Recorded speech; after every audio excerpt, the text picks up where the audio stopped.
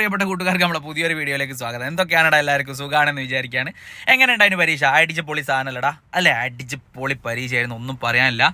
പിന്നെ നമ്മൾ പറഞ്ഞിരിക്കുന്ന ഏകദേശം കാര്യങ്ങളൊക്കെ പരീക്ഷയ്ക്ക് വന്നിരിക്കുന്നുണ്ട് എന്നുള്ള കാര്യം ഉറപ്പാണ് അല്ലേ? വന്നിട്ടുണ്ടായിരുന്നു ഇല്ലേ? വായിക്കാം, എഴുതാം, പോസ്റ്റർ തയ്യാറാക്കാം, സംഭാഷണം, കുറിപ്പ്, വാർത്ത, ആത്മകഥ, ഇതൊക്കെ വന്നിട്ടുണ്ടായിരുന്നു അല്ലേ? ഓക്കെ, നമ്മൾ ഏകദേശം കാര്യങ്ങളൊക്കെ പറഞ്ഞിട്ടുണ്ട്. അതൊക്കെ കണ്ടവർക്ക് സെറ്റായിട്ട് പരീക്ഷ എഴുതാൻ വേണ്ടി കഴിഞ്ഞിട്ടുണ്ടാവും. ഇനിയും നമ്മൾ മുന്നത്തെ നാളത്തെ പരീക്ഷ ഏതാ, ആ പരീക്ഷയുടെ ഇമ്പോർട്ടൻറ്റ് പാർട്സ് ചെയ്തിട്ടുണ്ട്. അതേപോലെ തന്നെ മറ്റുള്ള കാര്യങ്ങൾ ലൈവായിട്ട് വരുന്നുണ്ട്, ഇമ്പോർട്ടൻറ്റ് പാർട്സ് ഉണ്ട്, അതേപോലെ തന്നെ ക്വസ്റ്റ്യൻ പേപ്പർ ഉണ്ട്. ആ സാധനങ്ങളൊക്കെ പോയി കാണുക, സെറ്റാക്കുക. പിന്നെ നിങ്ങൾക്ക് എന്തെങ്കിലും ഒരു വീഡിയോനെ കൊണ്ട് എന്തെങ്കിലും ഉപകാരം ഉണ്ടായിട്ട് നിങ്ങളുടെ കൂട്ടുകാർക്കൊക്കെ ഷെയർ ചെയ്ത് കൊടുക്കുക ചങ്ങായിമാരെ. Okay, ready. അപ്പോൾ മലയാളത്തിൻ്റെ കാര്യങ്ങൾ പറയാൻ പോവാണ്. പിന്നെ സബ്സ്ക്രൈബ് ചെയ്യാത്തവർക്ക് സബ്സ്ക്രൈബ് ചെയ്യുക, ലൈക്ക് എന്തായാലും ചെയ്യണം, നിർബന്ധമുള്ള കാര്യം. ഓക്കെ, പോവാണ് നമ്മൾ. പ്രവർത്തനം ഒന്ന് വായിക്കാം എഴുതാമാണ് അല്ലേ? അത്ര പ്രവർത്തനമുള്ളത് 6 എണ്ണം ഉള്ളത്, അതിൽ 5 എണ്ണത്തിന് ഉത്തരം എഴുതിയാൽ മതി കേട്ടോ. പ്രവർത്തനം ഒന്ന് വായിക്കാം എഴുതാം. പ്രവേശനോത്സവ ദിവസം തന്നെ എല്ലാ പാഠപുസ്തകങ്ങളും ലഭിച്ച സന്തോഷത്തിലായിരുന്നു അബി. പുതു പാഠപുസ്തകങ്ങൾ അമ്മയെ കാണിക്കാനുള്ള ആവേശം അടക്കാനാവാതെ അവൻ ധൃതിയിൽ നടക്കാൻ തുടങ്ങി. പാടവും തോടും കടന്നു വേണം വീടെത്താൻ. വെള്ളം കെട്ടി നിൽക്കുന്ന വയലുകൾ, വരമ്പ് പൊതിയുന്ന പണിക്കാരുണ്ട്, ഇര തേടി നടക്കുന്ന കൊറ്റിക്കൂട്ടുണ്ട്, താളമിട്ട് ഞാറു പറിക്കുന്ന സ്ത്രീകൾ. കേൾക്കുമ്പോൾ തന്നെ അല്ലേ എന്താ പഴയ ആ ഒരു സംഭവം, വയലും വീടും ഒന്നും പറയണ്ട, ഉഷാർ തന്നെ. പടിഞ്ഞാറൻ ചക്രവാളത്തിൽ കാർമേഘങ്ങൾ ഉരുണ്ടുകൂടി. വെളിച്ചം കുറഞ്ഞു വന്നോ. ഇടിമിന്നൽ അന്തരീക്ഷത്തെ പ്രകമ്പനം കൊള്ളിച്ചു.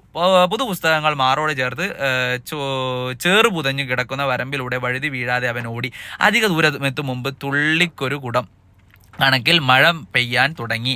വീടെത്തുമ്പോഴേക്കും നനയുമെന്നതിനാൽ തൊട്ടടുത്ത് കണ്ട കരിമ്പനച്ചുവട്ടിൽ അവൻ അഭയം പ്രാപിച്ചു. കാറ്റേറ്റു വരുന്ന മഴത്തുള്ളികളും കാനൽ തുള്ളികളും തൻ്റെ പുസ്തകങ്ങളെ നനയ്ക്കുമെന്നായപ്പോൾ അവൻ പുസ്തകസഞ്ചി വയറിലേക്ക് ചേർത്ത് കുനിഞ്ഞിരുന്നു.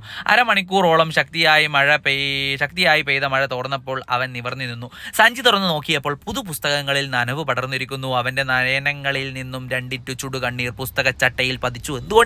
എന്തുകൊണ്ട് അവൻ്റെ പുതിയ പുസ്തകം നഞ്ഞുപോയി. നിങ്ങൾക്ക് ഉണ്ടാവൂടാ മക്കളെ, പുതിയ പുസ്തകങ്ങൾ നഞ്ഞുപോയി കഴിഞ്ഞാൽ എത്ര വിഷമം. നിങ്ങളെ നഞ്ഞോട്ടെ വിചാരിക്കും, അടുത്ത വേറെ കിട്ടുമല്ലോ അല്ലേ? പൊതിയുക, പുല്ലും കളയും മാറ്റി ചേറുകൊണ്ട് വരമ്പ് മൂടുക. കാനൽ തുള്ളി എന്ന് പറഞ്ഞാൽ മരത്തിന് ഇതായിട്ട് വീഴുന്ന മഴവെള്ളം. ഉത്തരം എഴുതാം. നമ്മൾ പറഞ്ഞാണ് എന്തായാലും ഒരു പാരഗ്രാഫ് വരും, അതിൽ നോക്കിയിട്ട് ഉത്തരം എഴുതാണ്ടാവും എന്ന് പറഞ്ഞത്. അതായത് അവൻ്റെ സംഭവം എന്നല്ല, വായിക്കുക, ഉത്തരം എഴുതാം, അത്രയേ ഉള്ളൂ. അബി ധൃതിയിൽ വീട്ടിലേക്ക് നടക്കാനുള്ള കാരണം എന്താ? പുതിയ പാഠപുസ്തകങ്ങൾ അമ്മയെ കാണിക്കാനുള്ള ആവേശം, അത്ര തന്നെ. ഞാറു പറിക്കുന്നതാരാ? സ്ത്രീകളാണ്. അടുത്ത നോക്കൂ. കരിമ്പന ചുവട്ടിൽ വന്ന കുട്ടി തൻ്റെ പുസ്തകങ്ങളെ സംരക്ഷിക്കാൻ ശ്രമിച്ചത് എങ്ങനെയാ?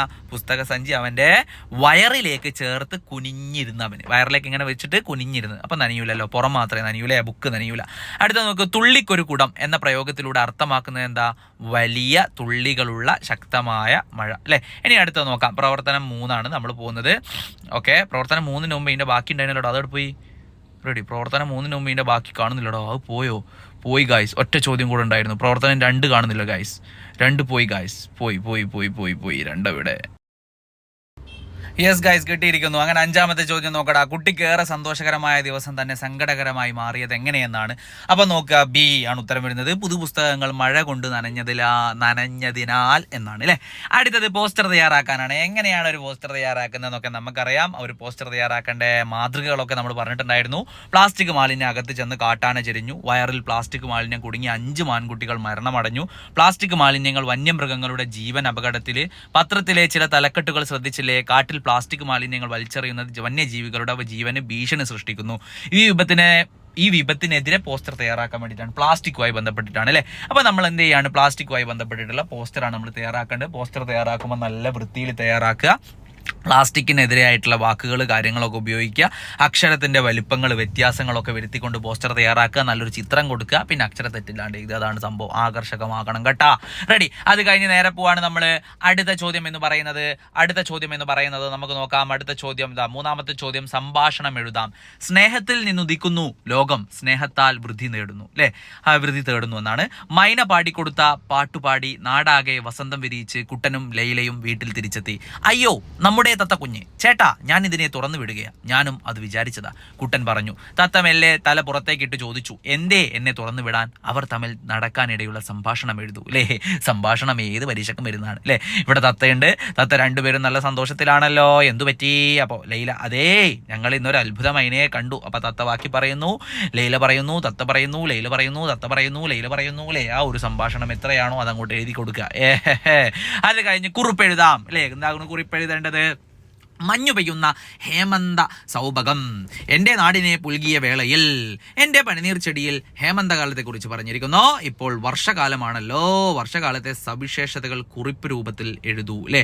ഒരു കുറിപ്പ് എഴുതാൻ വേണ്ടിയിട്ടാണ്, ഒരു അനുഭവ കുറിപ്പാണെങ്കിൽ അനുഭവ കുറിപ്പ് എഴുതാൻ വർഷകാലത്തിൻ്റെ എന്ത് ചെയ്യാം അല്ലേ. വായനക്കാരൻ്റെ മനസ്സിനെ സ്വാധീനിക്കണം, വാക്യഘടന വേണം, അക്ഷരത്തെറ്റില്ലാതെ വൃത്തിയിൽ എന്തിനെ പറ്റിയിട്ടാണ് വർഷകാലത്തിൻ്റെ മഴക്കാലത്തിൻ്റെ സവിശേഷതകൾ കുറിപ്പ് രൂപത്തിൽ എന്തൊരു വൃത്തിയിൽ എന്തൊരു ഉഷാറായിട്ട് എഴുതാ. എന്ത് രസം ഉണ്ടാവും എഴുതാൻ. എഴുതി കൊടുത്തിട്ടില്ലേ? ചങ്ങായിമാരെ എഴുതണേ. അടുത്ത നോക്കാം, നമ്മൾ വാർത്ത തയ്യാറാക്കാം. BN പണിക്കരുടെ ഓർമ്മ ദിനം വായനാ ദിനമായി ആചരിച്ചല്ലോ. വായനയുമായി ബന്ധപ്പെട്ട് നിങ്ങളുടെ സ്കൂളിൽ നടന്ന പ്രവർത്തനങ്ങളെക്കുറിച്ചുള്ള വാർത്ത തയ്യാറാക്കൂ എന്നാണ്. അപ്പോൾ ഒരു വാർത്ത തയ്യാറാക്കുമ്പോൾ പത്രവാർത്തൻ്റെ ഒരു ഘടന ഉണ്ട്, പാലിക്കണം. അതേപോലെ തന്നെ തലക്കെട്ട് കൊടുക്കണം, വായനാ ദിനവുമായി ബന്ധപ്പെട്ടുള്ള സംഭവങ്ങൾ, കാര്യങ്ങൾ അതൊക്കെ എഴുതി കൊടുക്കണം, സെറ്റാക്കണം. റെഡി, പോവുകയാണ് നമ്മൾ. അടുത്തയിലേക്കാണ് നമ്മൾ പോകുന്നത്. ആത്മകഥ തയ്യാറാക്കാം. ആത്മകഥ, ആസ്വാദനക്കുറിപ്പ്, ഇതൊക്കെ നമ്മൾ പറഞ്ഞാണ് വരൂ എന്നുള്ളത് അല്ലേ. സ്കൂളിൽ ഉച്ചഭക്ഷണം വിളമ്പാൻ തുടങ്ങി, എന്നെ ആർക്കും വേണ്ട. വിതുമ്പൽ കേട്ട് രാമു മൂലയിലേക്ക് എത്തി നോക്കി. അയ്യോ, ഇതെന്തു പറ്റി? അതെ, കഴിഞ്ഞ വർഷം വരെ ഞാനും ഉച്ചക്കിണ്ണമായി അല്ലേ, സന്തോഷത്തോടെ നിങ്ങളുടെ കൂടെ ഉണ്ടായിരുന്നതാ. വക്കുപൊട്ടിയ കിണ്ണം തൻ്റെ വേദനകളും പഴയകാല സന്തോഷങ്ങളും പറയാൻ തുടങ്ങി. രുചിയേറിയ വിഭവങ്ങൾ വാങ്ങിയത്, കുട്ടികളുടെ സന്തോഷം, തട്ടുമ്പോഴും മുട്ടുമ്പോഴുമുള്ള വേദന, അങ്ങനെ ഉച്ചക്കിണ്ണത്തിൻ്റെ ആത്മകഥ എഴുതൂ അല്ലേ. ഒരു ആത്മകഥ എഴുതുമ്പോൾ എങ്ങനെയാണ് എഴുതുന്നത്? ആത്മാംശം കലരണം. എങ്ങനെ? എൻ്റെ, എനിക്ക്, ഞാൻ. അതേപോലെ തന്നെ ഈ ഒരു സംഭവത്തിനുണ്ടായ നല്ല അനുഭവങ്ങളും അതേപോലെ തന്നെ മോശം അനുഭവങ്ങളൊക്കെ എന്ത് ചെയ്യുക, എഴുതി കൊടുക്കുക. വൈകാരികമായ ഭാഷ ഉപയോഗിക്കുക, സെറ്റാക്കുക അല്ലേ. ആത്മകഥ നിങ്ങൾ അങ്ങോട്ട് എന്ത് ചെയ്യുക, കിണ്ണമായിട്ട് ഉച്ചക്കിണ്ണായിട്ട് എന്ത് ചെയ്യുക മാറും. നിങ്ങൾ ആരാണ്, ഫായിസ് ആണെങ്കിലോ അല്ലെങ്കിൽ പിന്നെ രജിലേശോ ഒന്നും അല്ലാണ്ട് നിങ്ങൾ എന്ത് ചെയ്യുക, നിങ്ങളെ പേരങ്ങോട്ട് മാറ്റി വെച്ച് നിങ്ങൾ ഉച്ചക്കിണ്ണായി മാറ്റിയിട്ട് എന്ത് ചെയ്യുക, എഴുതുക. അതൊന്നും നോക്കണ്ട, അങ്ങനെ എഴുതി കൊടുക്കുക, അത്രയേ ഉള്ളൂ. റെഡി, അപ്പോൾ സെറ്റാണ്. ഇനി നാളെ വരുന്ന പരീക്ഷകളിലൊക്കെ ഇതുവരെ നമുക്ക് ഫുൾ മാർക്ക് വാങ്ങണം. നമ്മൾ ഇമ്പോർട്ടൻറ്റ് വാർഡ്സ് കാണാണ്ടൊന്നും പരീക്ഷയ്ക്ക് പോകണ്ട. അതേപോലെ തന്നെ ക്വസ്റ്റ്യൻ പേപ്പർ സാധനങ്ങളൊക്കെ കാണണം, സെറ്റാക്കണം. കൂട്ടുകാർക്കൊക്കെ അയച്ചു കൊടുക്കുക. എന്തെങ്കിലും ഒരു ഉപകാരം ഇതിനെ കൊണ്ട് നിങ്ങൾക്ക് ഉണ്ടായിട്ടുണ്ടെങ്കിൽ ചങ്ങായിമാർക്കൊക്കെ ഒന്ന് അയച്ചു കൊടുക്കണോ. സെറ്റാക്കിയിട്ട് ഉഷാറാക്കിയിട്ട് പരീക്ഷ ചെയ്തിട്ട് പോവാ. ബാക്കി നമുക്ക് അടുത്ത നല്ലൊരു വീഡിയോ ആയിട്ട് വീണ്ടും കാണാം. അതുവരേക്കും എൻ്റെ എല്ലാ പ്രിയപ്പെട്ട മക്കൾക്കും ബൈ ബൈ, ടാറ്റ.